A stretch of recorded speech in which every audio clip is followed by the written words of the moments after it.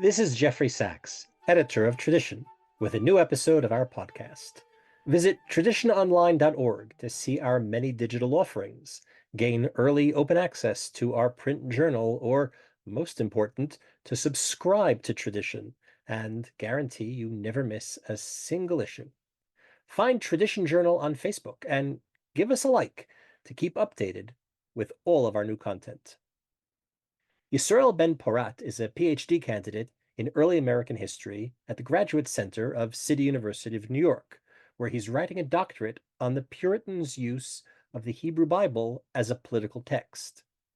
In our recent fall 2023 issue, he offered an historical investigation of an enigmatic early 18th century figure, Rabbi Judah Monis, the first known Jewish-born degree recipient and faculty member at Harvard, where he taught Hebrew.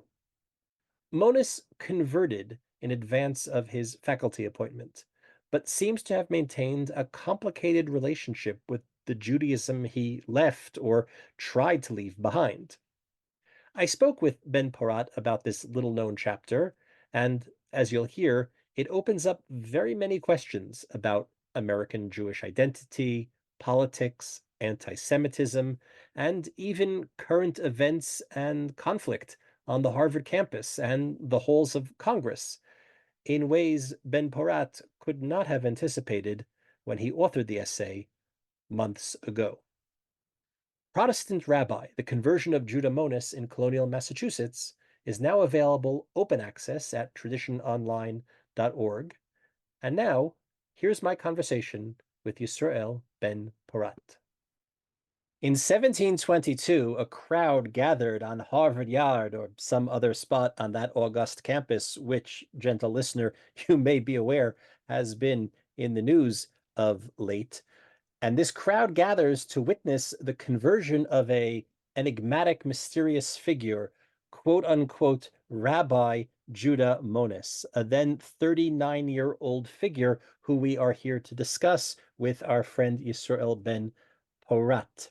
Monis goes on to a career of 4 decades on the Harvard faculty teaching Hebrew, and his purported rabbinic persona captured the imagination of his Christian colleagues and students in Harvard at a particular moment in the history of colonial America. But that religious personality, which he was fleeing by converting to Christianity, also comes to haunt him, to follow him, and raise questions about his full acceptance in this new identity he was trying to forge for himself there at Harvard. So welcome to the podcast, Yisroel Ben-Porat.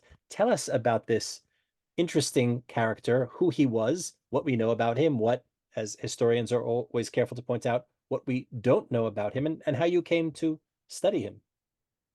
Thank you, Rabbi Sachs. It's great to be on the podcast. There is a lot that we don't know about Judah Monis, and he's somewhat of a mystery. We know that he was born in 1683. Most historians assume that he is originally from Italy, and he may have studied to some extent in yeshivos, perhaps in Livorno in Italy, and also maybe in Amsterdam. At some point, he decided to immigrate to what we now call America. And in 1715, we have records of him arriving in New York. We have no idea why he went to New York. And after 5 years, in 1720, he moves to Cambridge, Massachusetts. 2 years later, converts to Christianity publicly, and begins a decades-long, as you said, teaching career at Harvard until his death in 1764. And he is kind of an enigma and a mystery because there's so much that we don't know about why he converted, why he moved to where he did, and what exactly he did while he lived in New York, for instance. It's mostly unknown.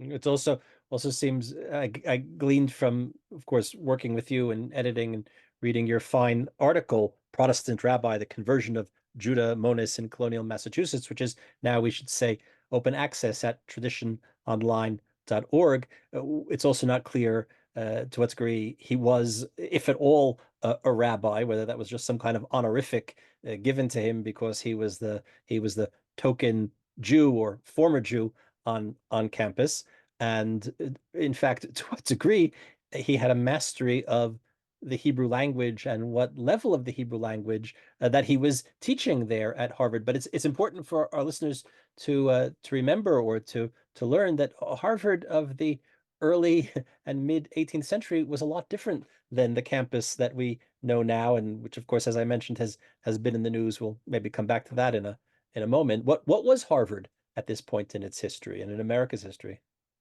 So it is important to keep in mind that, as you said, the Harvard in the 1700s is very different than the Harvard we Yeah, see now. yeah. Obviously, Chabad hadn't arrived yet.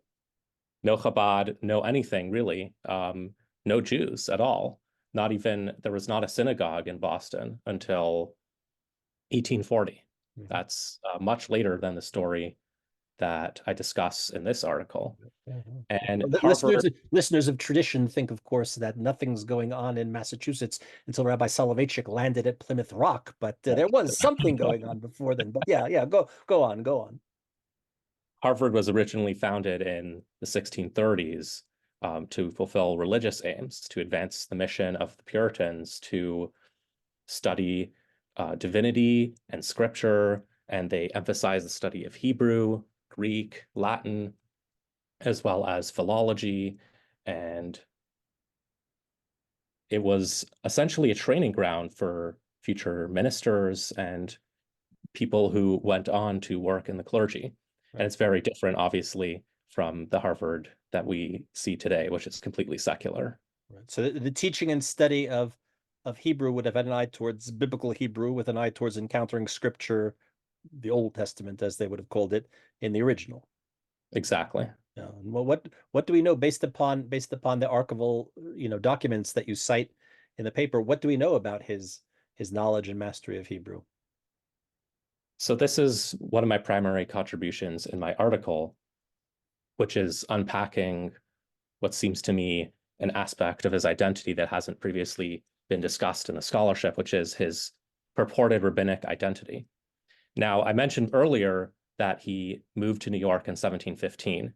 There's very little that we know about what he was doing in those 5 years from 1715 to 1720. But there's one obscure and rather mysterious letter that has survived in the Columbia archives, which I think sheds light on this question and really was the inspiration, the finding that through which I arrived at my insight. And this letter, I'm not the first person to notice the existence of this letter, but very few people have ever really written about it or mentioned it. And in this letter, he sends a Hebrew letter to Samuel Johnson, who's a Christian Hebraist at the time, working, I believe, at Yale College. And Johnson, so he's writing in Hebrew to Johnson. And if you look at the Hebrew, it's bad Hebrew. Mhm. Like when I say bad Hebrew, I don't mean he wasn't getting his dik duk, correct according to Ben Yehuda's rules of modern Hebrew grammar or whatever, or something like You that. you bring in the paper a few particularly egregious Right. errors. Like he misspells words in ways that they seem to be novice mistakes, like mixing up, he says haskamat, which means agreement of, instead of hasmachat, when he means to say ordination of. Mhm. Um, Bati, my house, instead of, he means to say my house, Beiti, but instead he says Bati. My daughter. Uh, he says ba'ata for a masculine, Right. you came or didn't come Right. in that context when But it should have been. in Harvard, in the faculty and student body in Harvard, who might have been the wiser? In other words, his shortcomings in his given field might not have been noticed. Isn't that correct?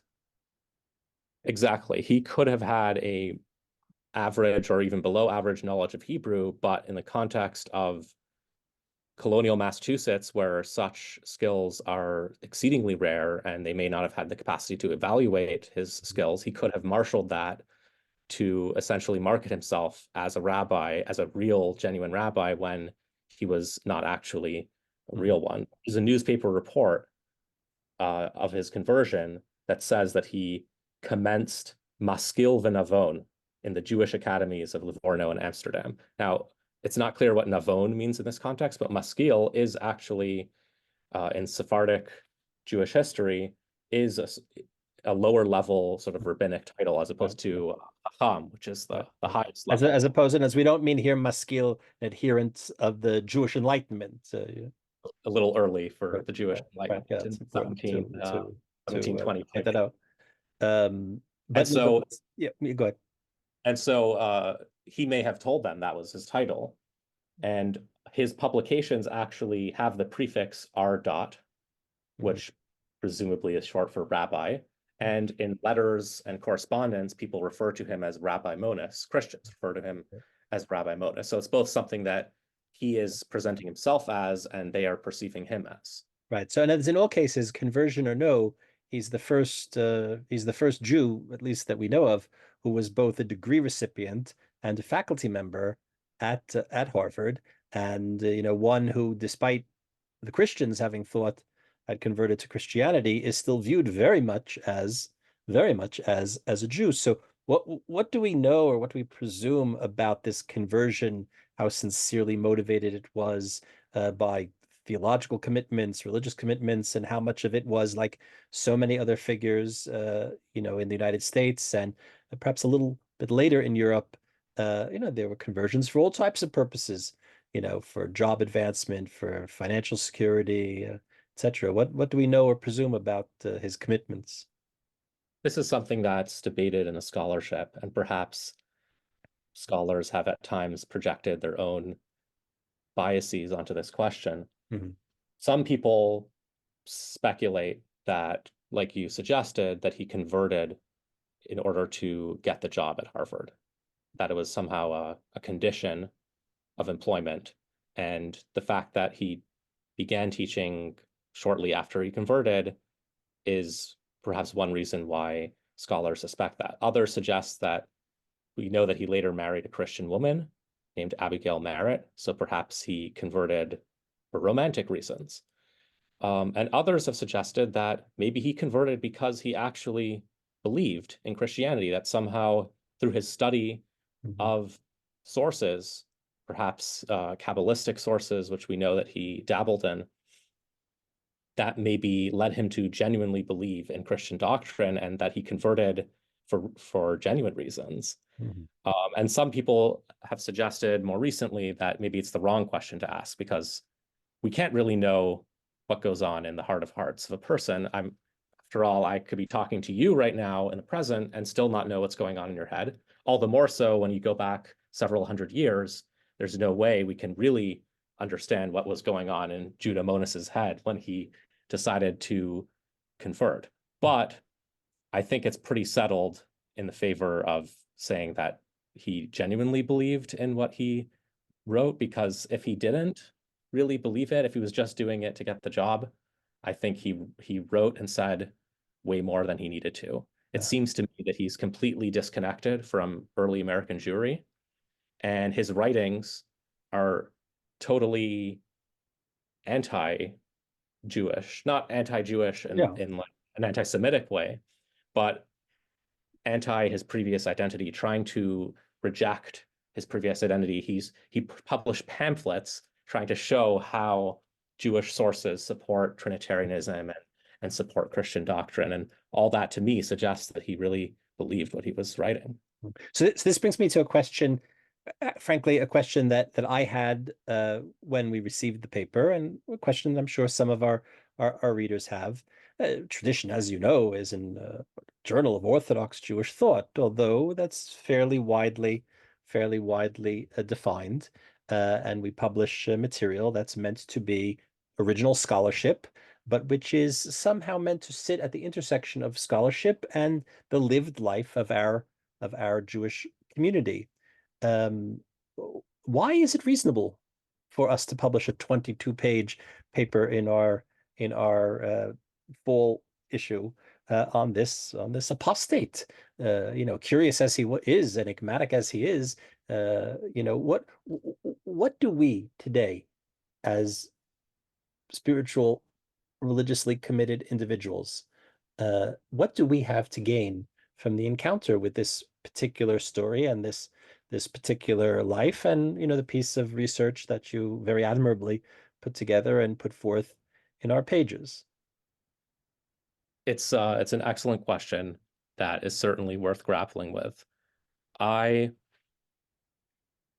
as you said, Tradition is a journal of, as the subtitle indicates, a journal of Orthodox Jewish thought. And this certainly pushes the boundaries of that. And perhaps in some in ways, the near 7-decade history of the journal, it's not the biggest boundary pusher that we've ever put out, but it's a question. You understand, our listeners understand that I'm playing devil's advocate here, because after all, we accepted and published this very fine work of scholarship. But why? Help us understand why it's worth spending time with this Judah Monis.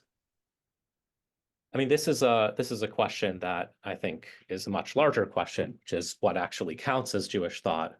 For example, Spinoza is often taught in Jewish intellectual history and is considered, for some reason, Jewish thought. Now, is that because Spinoza was Jewish?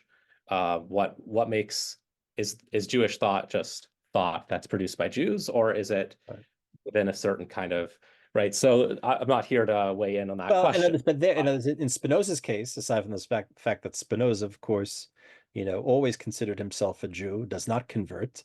Um, whether or not one determines him to be a heretic or not, he remains squarely within the Jewish world, even as he's excommunicated from the Jewish community. And all of his writing, the very little writing that he put out in his lifetime and that which was published posthumously, his writing is engaging with Jewish thought, even as he's advancing ideas which were against the grain, to say the least. Monis leaves the Jewish community, and although he's continuing to teach Hebrew, he's doing it within the Christian context. Yeah, and he does to some extent engage with Jewish thought. And of course, the fact that he was born a Jew means that according to halacha, he still remains a Jew even after he converts. So his Jewish identity is sort of immutable in that sense. But he does engage with Jewish thought to some extent. Question is, how do we evaluate that engagement, that level of engagement, and the nature of that engagement? If you take a look at the actual sources that he uses, for example, he has a pamphlet that argues that Kabbalistic sources support Trinitarianism. But if you look at his examples that he uses, they're either inaccurate or selective citations that maybe are a mistranslation or just completely warping the original meaning. For example, Rabbeinu Bachya describes the 10 spheros, of which 3 spheros are the most important. And he says, oh, that must be the Trinity. Or, this is a classic one, Shema Yisrael, Hashem Elokeinu, Hashem Echad. So it says the name of God 3 times, that must be the Trinity. Nothing original or new in his pamphlet there. Right. You cite a particular contemporary scholar who, you're careful to say, rather implausibly and anachronistically called Monis the first Jew for Jesus. Yeah, that's I don't know if that's accurate. I mean, it's accurate that he said that, but I don't think. But you're careful to call it into question. I think that's anachronistic and a little, it is implausible, misleading. There is an excellent book that came out a couple years ago by Brian Ogren called Kabbalah and the Founding of America, where he has a couple of chapters on Judah Monis. And I rely essentially on his, because I'm not familiar at all with Kabbalah, I rely on his analysis. And he has shown that Monis is outside the realm of what we would generally consider Jewish thought. Right. But I think the very position of Monis at the boundaries of Judaism and Christianity is itself important and interesting for readers of and listeners of tradition to contend with, Well, because I think it's one of yeah, the I think one of the interesting points that arises from your presentation is this question of, regardless of what Monis thought or believed or felt in his heart, or how his own commitments evolved, over the decades, which is of course ultimately, speculative. Um, uh, the one thing that we do know is that the Judaism that he was trying to escape, either theologically or just simply out of some utilitarian motive of getting and holding a job, that Judaism sticks to him. And those around him continue to see him as Jewish. And it's possible that nevertheless he still suffers from, gentlemanly anti-Semitic, the kind of anti-Semitism that Jews in Harvard were experiencing. I'm not talking about what's going on today, but the kind of gentlemanly, quote unquote, gentlemanly anti-Semitism that Jews in Harvard were experiencing well into 300 years later, well into the 20th century, once Jews were already admitted to the ivy covered halls of Cambridge. And I think that's an interesting question of Jewish identity and anti-Semitism. And well, look, since we've already referred to it, we're talking about it. You could not have known when you started this paper, and even indeed, I think when the issue was published in the days before October 7th, we could not have known what was going to be happening in Harvard. We could not have known that a president of the university would be brought down low by her testimony about anti-Semitism on campus. Um, so here you are. You're a historian.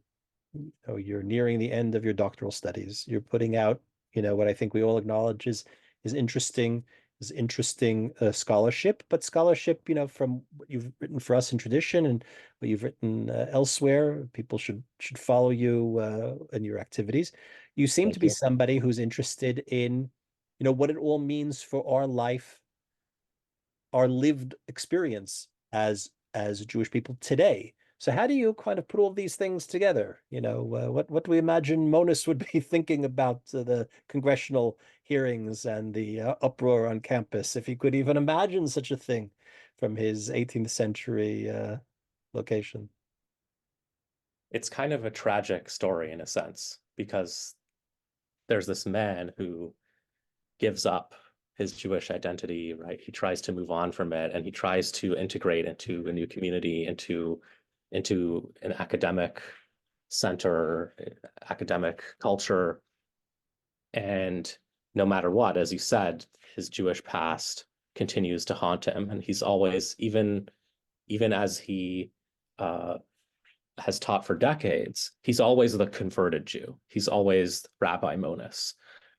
Even though he converted to Christianity, he's still seen as Jewish. And there's a lesson to be learned from that. And that no matter how much we try to escape or assimilate, we can never really fully fit in. Mhm. We'll never fully be accepted. We'll always be a part to some extent. In terms of whether he suffered anti-Semitism at Harvard, it's an interesting question. I got feedback from one reader who felt that maybe I was being anachronistic and using the term. Uh, I don't think it's The term anachronistic. anti-Semitism. Yeah, the term. I don't think it's anachronistic to use the term, because I do think that the tropes that we see, the traditional anti-Semitic tropes, like there was another author that I cited who actually used like those tropes of like rich Jews who are controlling everything. Like literally, that's those ideas existed. And we know that he never, despite his long career, he was never promoted to full professor. His career is arrested at some point along the way. Um, and you speculate that his Jewishness and certain attitudes towards that may have been influencing whichever committees or university faculty overlords are making these decisions. it's impossible to know if the reason why he wasn't promoted to full professor was because he was Jewish, but his student, Stephen Sewell, did get the first Harvard professorship of Hebrew. And the, I don't, I think it was either Sewell himself or someone who was taking notes on Sewell's lectures wrote in a manuscript that Monis retained, quote, a great fondness for rabbinical lore, and his criticisms were so abstruse and his conversation and manners so uncourteous that he did not conciliate the respective pupils. There's end quote. And there's even a manuscript. There's a Monis in the course of his career published a Hebrew grammar called Dikduk Lashon Ivrit, and since he had an honorary master's degree from Harvard, so it said Judah Monis M.A., and the student doodled in it and spelled out M.A. to read maker of asses. And so it's hard to know, though, are these students acting out? And there are some cases, actually, I didn't include this in the article, there are cases of vandalism and misbehavior in his Hebrew classes. Is that just because people don't like Hebrew class and it's boring, or they would hardly be the last to definitely not the last? And I've certainly misbehaved in Hebrew class when I was a kid. Granted, not in college. I was a good student in college, but it's important to remember that at this time, some of the students were quite young, right? That's right. People are admitted to Harvard not at 18 or 19, but so that it's hard to know. But the fact that this manuscript writer who was editing, Stephen Sewell's lectures mentioned that, to me, suggests that he never was able to remove that association of being too rabbinical or too Jewish, and that may have contributed as a factor to his inability to receive full a professorship. Our listeners will be receiving this podcast on what's President's Day. I've been living abroad for many years. You reminded me of the arrival of President's Day, which in my memory was an occasion for a discount at the Honda dealership or a white sale at Macy's. But since it is President's Day, we won't speak of the upcoming election, but let's speak of presidents of more grand moral fiber. He had some very interesting contacts and interactions with some of the founding fathers, which is itself, just interesting historical anecdote. Tell us about that. It's one of the things that I wrote about in the article that I don't think has been previously discussed in the scholarship on Monis, which is there are at least two instances that we know of where he has an interaction with some of the men that we generally call the founding fathers. In the opening anecdote of the article, I mentioned that Benjamin Franklin was helping his friend Benjamin Kennicott, who's a British biblical scholar, to edit an edition of the Hebrew Bible based on manuscripts. And Benjamin Kennicott had asked Benjamin Franklin, do you know of any manuscripts in America that maybe I could consult? And so Benjamin Franklin asked a Harvard faculty member to help out, and he said, you should talk to Rabbi Monis. And the other instance, yeah, I think the quote is, I say that we should consult our old Rabbi Mr. Monis, right? Yes. Yeah. And the answer actually is you should speak to our in-house Jew. Exactly. And which again goes to my point earlier about how he can never escape his Jewish identity. Now, Monis's answer is actually interesting. And of course, he's not so helpful. He says, the Professor Winthrop, who is the other Harvard faculty member, says, all the information I can get from him is that manuscripts of the whole Old Testament are very rare. Manuscripts of the Pentateuch are common in every synagogue, though he couldn't certainly inform me of any in America. Now, why can't Monis inform him of any in America? Is it because there just are no Sifrei Torah in the shoals in the Shearith Israel in New York? Or is it because he just doesn't know because he's not part of the Jewish community anymore? So what do we know about the about the inventory of Sifrei Torah in the colonies at this point? It's a good question. It's not something that I've looked into. Uh, Perhaps well, that's your next article for tradition. that's the next article. The other encounter with Do we know? I mean, perhaps I'm just putting this here for future research. When is the first Sefer Torah written in the colonies? I presume that the first Sefer Torah, of course, were brought over from Europe, right. but that's an. But I'm sure. I assume somebody knows, and If I there's anyone who task you knows, with your next contribution to tradition. yes, looking forward to that. Um, The yeah, other yeah, go ahead. the other fascinating encounter, it's not really an encounter actually, it's more of a recollection of an encounter, is from John Adams, the second president of the United States. Now, it's totally in passing. I only found this because I searched Judah Monis in the Founders Online archive and it came up. And John Adams, in a passing reference discussing something else with his son, refers to Rabbi Monis's man in heaven who understood no Hebrew. It's a fascinating sort of vignette there.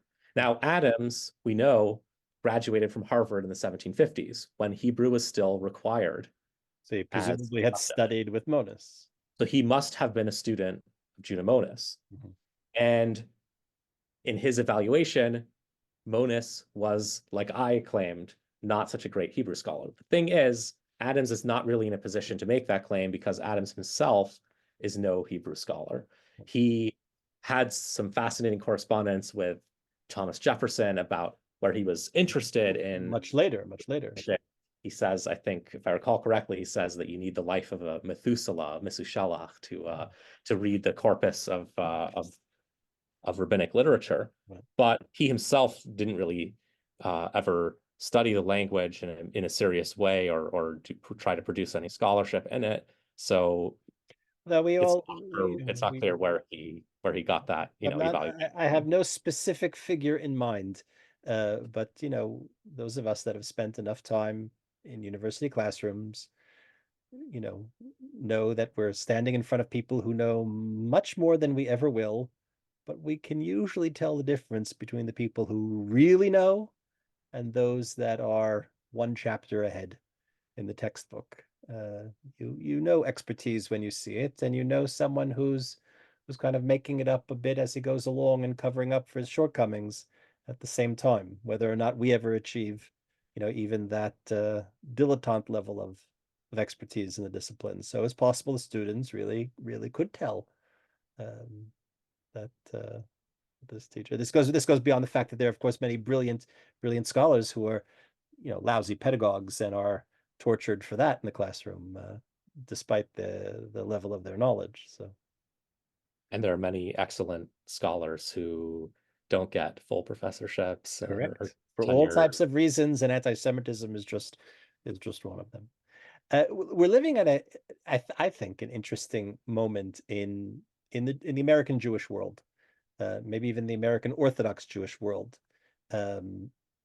It seems to me that there is a renewed interest and engagement with American colonial political thought, the political thought of the early republic. You see this in all types of publications that have been coming out, popular publications, popular books, scholarly work. Some of this is coming out of the Strauss Center at Yeshiva University. Some of it is in and around and adjacent to activities of the Tikva Fund. Of course, your own work, is centered here. And I'm not trying to, put everybody into the same box, but what got into the water that American Orthodoxy is suddenly interested in this, is drawing from it, is trying to, take inspiration and direction from this world of history, this world of ideas, this world of political philosophy. I should mention that I myself work at the Strauss Center of Yeshiva University. There you go. Full Administrator. disclosure. So full disclosure there. It's a good question. It's definitely something that has emerged in recent years. And when I started my dissertation, I had no idea that I was going to be working on a topic that so many people would be interested in reading about. I started graduate school in 2018, and then the Strauss Center published Proclaim Liberty, their source book on the Hebrew Bible in America in 2019, followed by Esther in America in 2020. I think what this is all about is Jews trying to find their place in the American story. And so there weren't many Jews in colonial America. And yes, of course, Jews have written voluminous scholarship on the very few Jews, Sure. such as Judah Monis, Monis, yeah. such as Sheriff Israel in New York. But it's estimated that there were only, a few thousand at the time of the revolution, minuscule numbers in colonial America, a very, very small percentage point of the population. And so Jews, I think a lot of it goes back to this anxiety of wanting to, goes back to the 1880s when Jews started coming in en masse, and there was a lot of nativism, a lot of xenophobia, and Jews wanting to fit into society, American society, and they did that historically. They did that through all sorts of historical myths, such as inventing that Christopher Columbus was Jewish, Sure. or or uh, that Chaim Solomon saved the American Revolution, right? The myths like that, what they do is they write Jews into the American story. Now, it's not a myth that the Bible was important in colonial America. That's a historical fact and has been well established in the scholarship for decades, although it's also in scholarship in general, it's been more developed recently in the past decade or so. So it's not a myth, but I think the reason why it fascinates us is because even though it's Christian mostly, we see ourselves in the American story. And we see, if not Jews, we see Jewish texts or Jewish ideas playing a role in the American story. And that in turn creates an ability of synthesis, of fitting in, of being able to be a proud Jew and a proud American, which I think Well, is something that a lot of people want to be. I don't want to get too political. And after all, you're a historian, not a commentator on contemporary politics, which means you might actually know something instead of just making it up. But so why the heightened engagement with this in the last decade or so? What do you It think? could be a reaction to culture war things. Mhm. It could be that as the left has kind of distanced itself from ideas of looking at America as a sort of grand contribution to history, looking at the revolution as instead of a sort of glorious contribution and the Constitution as this amazing document of political theory. Instead, right, the left has kind of increasingly offered a darker vision of the American past, one that highlights slavery, racism, inequality. And so history has kind of come onto the battlefield of the culture war in that there are forces on the other side now trying to emphasize how America, while flawed, was still on the path toward greatness, and how the stories and Oh, the so I lessons. I understand I understand why the American conservative corner has re-engaged with this, but why have Jews re-engaged with it? Why, and particularly Orthodox Jews, although not obviously not only. It's a good question. Um, it could be that Jews I mean, themselves are pulled by the same yeah. forces that pull society at large. I mean, And it may have also overlap with a certain Jewish realignment towards the political right, when, of course, Jews for many decades were solidly aligned with largely the outlines of the Democratic Party. But we get a little far off from our areas of expertise, Yeah, but these are interesting questions. And although I won't, maybe put too I'm fine not a points on it, maybe, yeah, like I said, but this is neither CNN nor Fox News Talking Heads panel, but insofar as these are trends which maybe blowing in from outside of our own Beit Midrash, we should always be mindful of following foreign influences, um, as we make these kinds of realignments, historical, political, intellectual, ideological, etc. We should keep these things in mind as we move along. I would think, but as I said, I'm neither a historian nor a political commentator. But you are a historian, and we admire your work, and we were very glad to feature it in Tradition. Protestant Rabbi, the Conversion of Judah Monis in Colonial Massachusetts, appeared in Tradition fall 2023 and is now open access at traditiononline.org, where we look forward to featuring Yisroel Ben-Porat's future contributions, hopefully soon. thank you. Thank you for having me.